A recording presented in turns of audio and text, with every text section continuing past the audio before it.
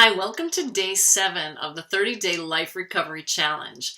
And if you were with me on day 6, you may remember that I was offering tips on boundary building and the importance of building boundaries in order to create really healthy, strong, happy, successful, long-term relationships. And so in today's episode, I would like to offer you a few tips on what to do before you approach the other person, as well as during your conversation. So the first thing that I would offer you is take someone that you have in your life and role play with them. Find someone that feels safe for you, that is neutral regarding the situation, and do a little bit of role playing. You have 2 parts to play. You can play yourself, or you can play the person that you're going to be approaching with that boundary, and see how that feels for you. Remember that your feelings live from here down in your body, and see what comes up for you. That's why it's a good idea to practice beforehand. A second tip that I would offer is look in the mirror and have a conversation with yourself somehow. You could offer yourself this gift of mirror work when you are ready to see what it would be like to really be with yourself. This could be very shocking, could be scary, could feel hokey, it could feel fake. See what comes up for you when you look in the mirror. And I would say, I would also challenge you to, when you're in the mirror, to tell yourself something as if you were the adult self talking to someone who's younger, who's afraid. So look at yourself in your eyes, gaze into your own eyes in the mirror, and tell yourself that you love yourself. Tell yourself how perfect you already are and that you are enough. See what that feels like. I would love to hear your reactions and some feedback on that.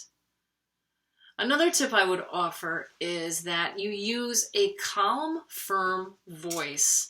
And there are 2 reasons why. If you're needing to put a boundary up with someone who continues to cross a boundary, or you're allowing your boundary to be very ambivalent, you might be dealing with someone who is codependent.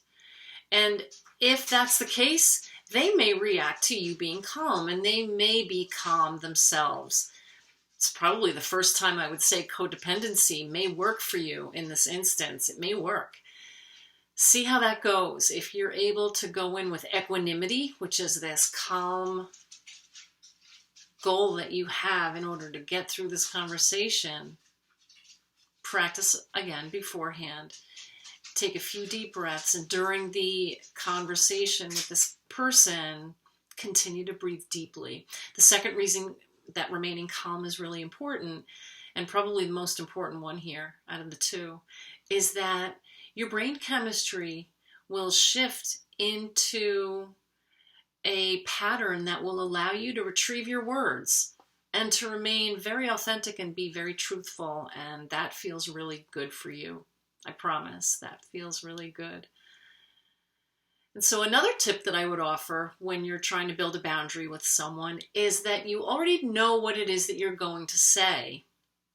Plan it out beforehand. That's why the role play works. If no one's around to role play, or it sounds like something that isn't interesting to you right now, write it down in a journal, and you can write your own monologue to yourself as to how you want to feel in the present, talking to this person. Those words are very powerful. You can affirm it on paper. And you can also maybe even write a dialogue, write down what you believe the other person would say back. See how that feels for you too. And remember, you always have an opportunity to revisit these situations. If it doesn't go well for you, you can say to your friend, this person, I think I'd like to revisit this with you. Are you willing to do that with me? Can we revisit this tomorrow? And then go home and refuel and take it from there. Nothing has to be perfect. Nothing has to be fixed, rigid in place. You have control over how you will come across to this person, and you're in control of how you're going to deal with the feelings that come up for you. You have a lot of power. I want you to reclaim that power and go ahead and start building your boundaries. Finally, I'd like to say that you can start building boundaries with everyone around you. When you go outside and you're shopping, you can create a boundary. You know, here's one.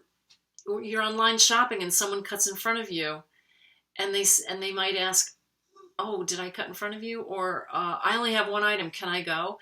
And if quite often we allow people to, yes, go ahead, and then we have these feelings that come up for us that gee, I wish I said something. So start to practice with people that it might not matter so much about out there in the world. And so I really want to offer you how courageous you are by building your boundaries, because it can be very, very scary. If you're sitting here listening to these videos and today's video, chances are very good that you may not have a history of boundary building in your past, and that you have finally said to yourself, I am so worth having boundaries in place. I just don't know how to do it. And you're courageous and brave, and you're loving yourself up, which is a wonderful, wonderful thing. And so you can go back to the mirror and you can say, you can do this. I can do this. No matter what happens, everything's going to be okay regarding this situation. Be very gentle on yourself. Have compassion for yourself. And then finally, if you're able to, this might come later, have compassion for the person that you're putting the boundary up against.